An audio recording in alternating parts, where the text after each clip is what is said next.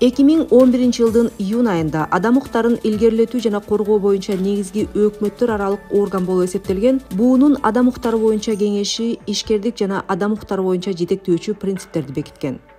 Бириккен Улуттар уюмунун өнүктүрүү программасы дүйнөнүн 17 өлкөсүндө, анын ичинде Кыргызстанда жоопкерчиликтүү бизнести илгерилетүү боюнча активдүү өнөктүк жүргүзүп келет. Кыргызстандагы аракеттер Япония өкмөтү тарабынан каржыланган долбоор аркылуу ишке ашып, министрлер кабинети жана ишканалар менен иш жүргүзүүдө.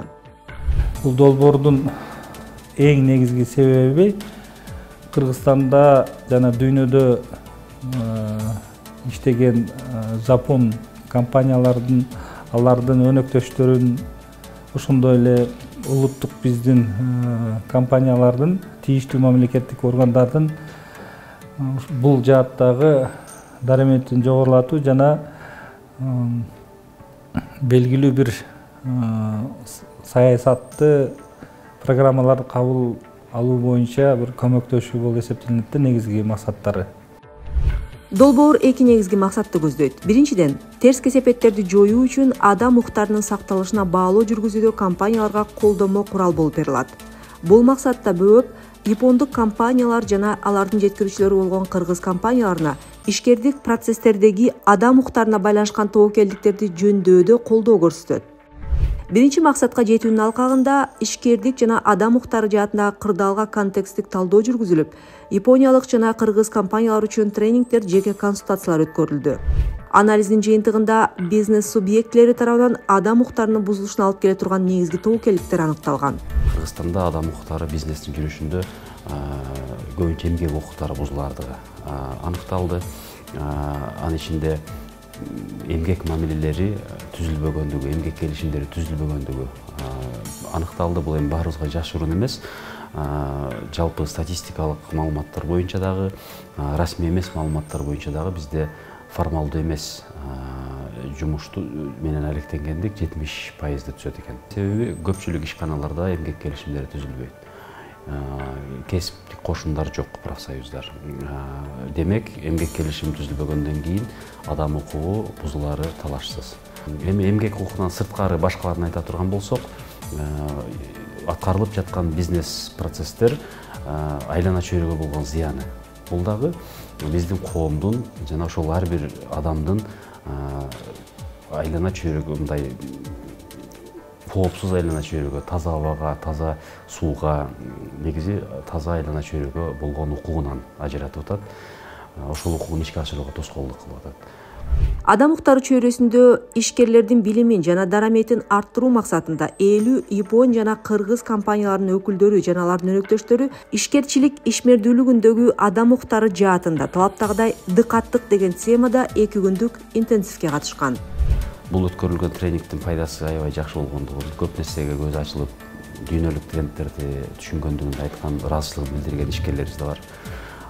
Ошондой эле бул долбоордун алкагында окутуулардан кийин жекече кеңеш берүү, консультацияларда жүргүзүү иш-чарасы каралган. Бүгүнкү күндө аларды биз жүргүзүп атабыз. Өздөрү кайрылып, ушул кеңеш берип коюңуздар. Биздин ишканага сүңгүп кирип, бизде кандай маселелер бар экен, өзүңүздөрдүн бааңыздарды бериңиздер деген ишкерлер да жок эмес. Бириккен Улуттар уюмунун өнүктүрүү программасы Япония өкмөтүнүн колдоосу менен Япон компанияларына жана алардын жеткирүүчүлөрүнө ишкерчиликтин адам укуктарына тийгизген таасирин жакшыраак түшүнүү жана тийиштүү экспертизанын механизмдерин түзүү үчүн 3 этаптуу консультациялык жардам көрсөтүүдө. Бир айыл бир продукт +1 деген уюмдан келдим. Биздин уюм Япониядагы эл аралык компаниялар менен иштешебиз.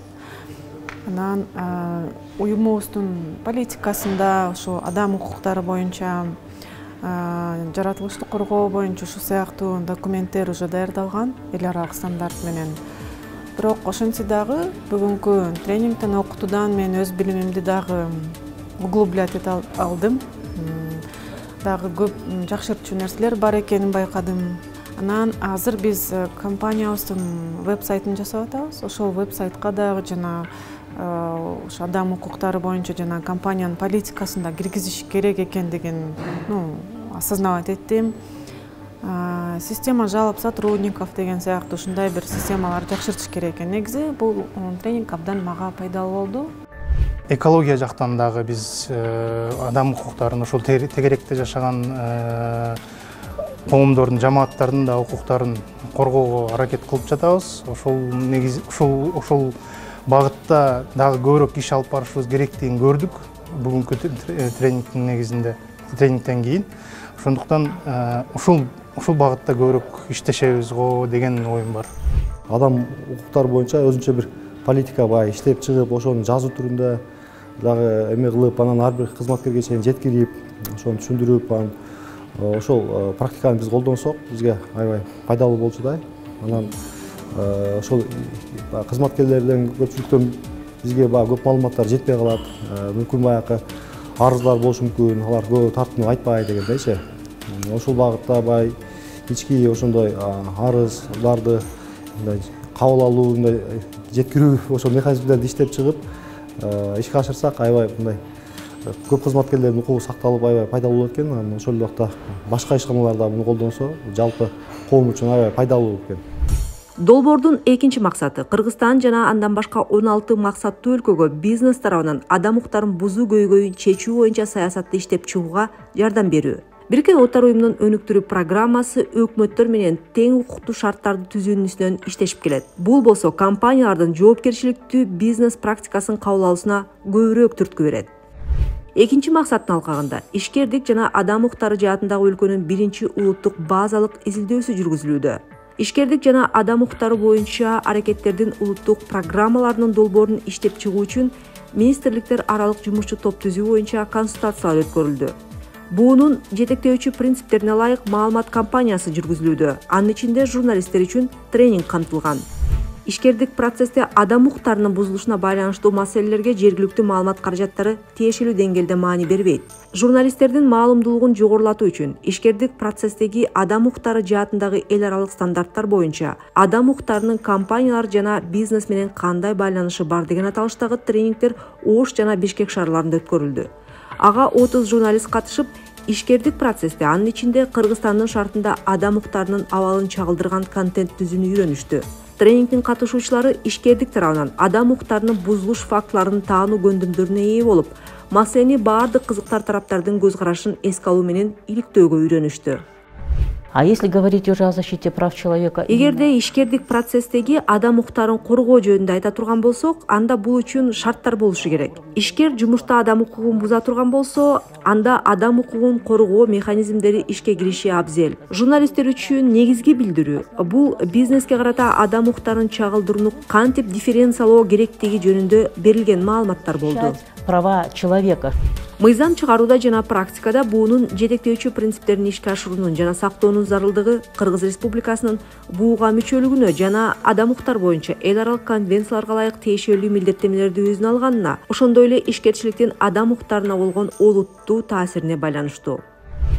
Кыргыз Республикасында 2021-жылы адам укуктары менен эркиндиктеринин сакталышы жөнүндө Кыргыз Республикасынын акыйкатчысынын отчету жөнүндө Жогорку Кеңештин 2022-жылдын 16-июнундагы токтомунун 2-пунктун аткаруунун алкагында Кыргыз Республикасынын экономика жана коммерция министрлиги 2023-жылдын 19-январында ведомство аралык жумушчу топ түзүүнү демилгелеп, ал ишке ашырылган.